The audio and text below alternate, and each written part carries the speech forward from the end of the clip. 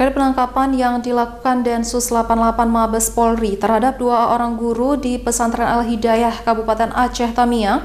Pihak pesantren berharap masyarakat tidak perlu takut akan ajaran yang dilakukan dalam pesantren.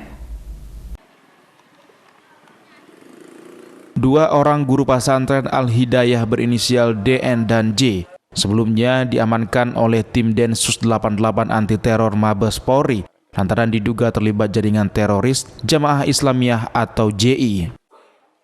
Akibat penangkapan tersebut, pihak pesantren Al-Hidayah merasa kecolongan akan adanya 2 orang tenaga pendidik yang diduga terlibat dalam jaringan teroris.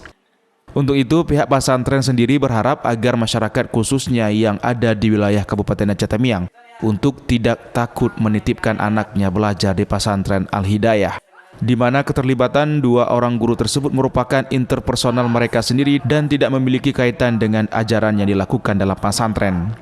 Winarli, Kepala SMP Pesantren Al-Hidayah mengatakan, jika selama melakukan kegiatan mengajar, kedua oknum tersebut tidak pernah mengajarkan ilmu yang sifatnya mengarah untuk berbuat radikal. Pasca peristiwa ini, kita tetap akan melakukan sesuatu yang terbaik, karena peristiwa itu bukan maunya kita.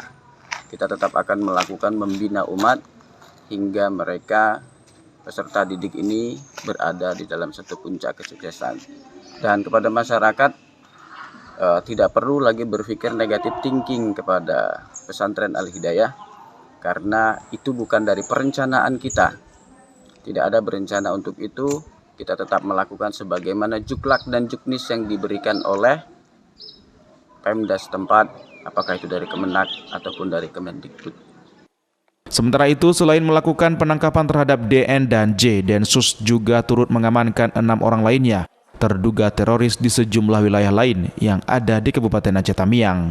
Dari Kabupaten Aceh Tamiang, Muhammad Alfi, iNews melaporkan.